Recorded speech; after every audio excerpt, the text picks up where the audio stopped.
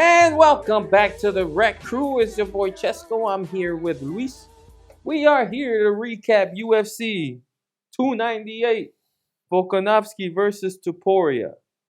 Merab, whatever his name. Dvalishvili. Dvalishvili. Okay. Merab Dvalishvili versus Henry Cejudo in the bantamweight bouts. What do you think of that fight? Merab did what Merab does, man. And this time he looked dominant. Yeah. I always had questions about, not questions about Merab, but it was like, I was always like on the fence because when he fought Jose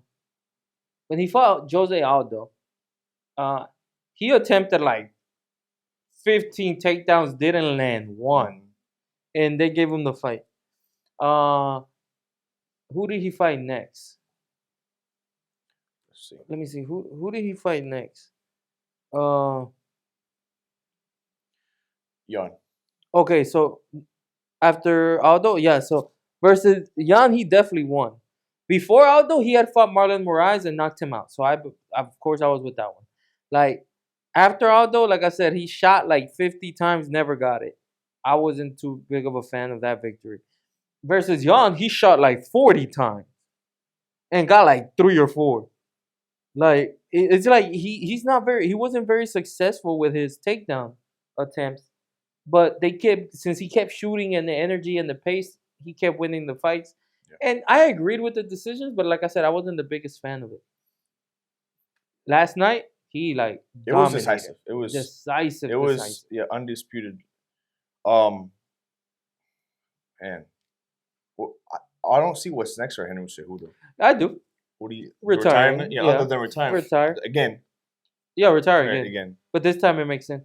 Like I said, I think I said it in the last episode. Henry Cejudo fucked up by taking that much time. He messed up. Like he tried to create like he just did it the wrong way. Like he wanted people to ask for him back and for Dana to beg him and be like, "Hey, I'll give you all this money for you to come back," and that never happened. Yeah.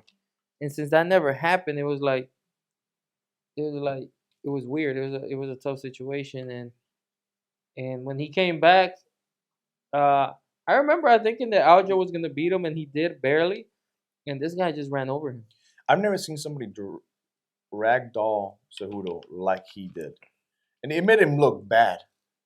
Like, what was I would have to look at the scorecards, but I would have to guess that it was. I think Cejudo won the first round though, because he knocked him down. Well, I think the first one was very close. But he knocked him down. He stunned him.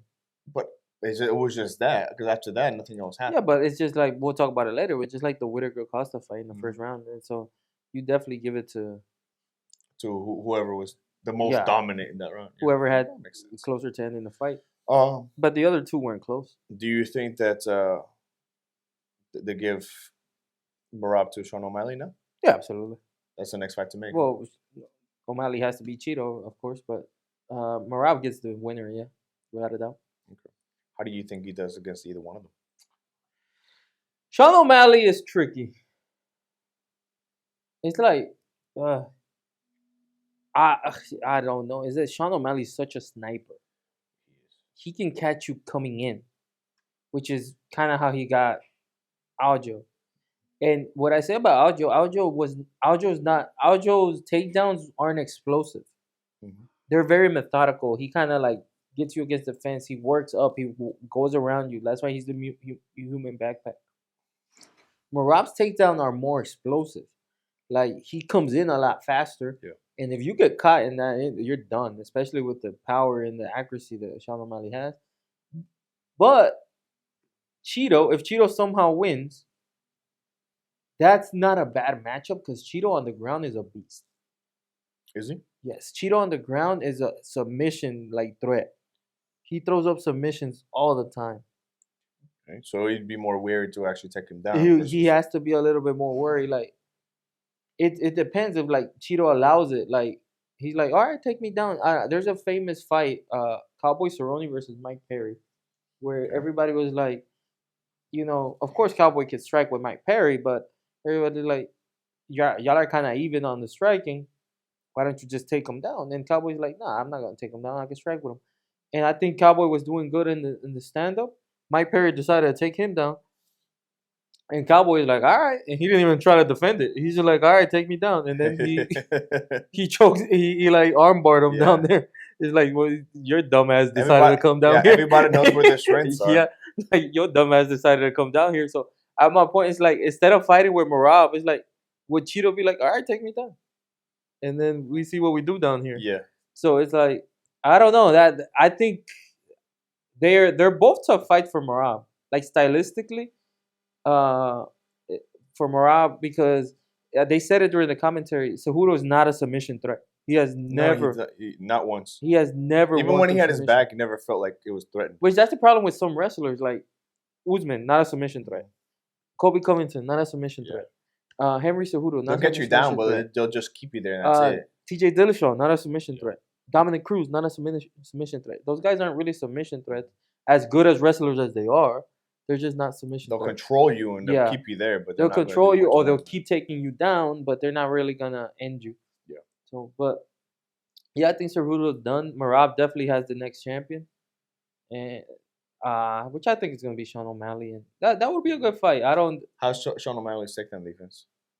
really good. Yeah. It's good. Now, can he? It's he can't stop this guy from taking him down eventually. Mm-hmm. It's like I'll never forget what Dominic Cruz said once. Dominic Cruz is like, "There's one way to fight Khabib," and everybody looks at it the wrong way. It's like, how can I stop this guy from taking me down? That's not gonna work. The guy's gonna take you down. He's eventually gonna take you down. The thing is, you gotta work on getting your ass up. Yeah.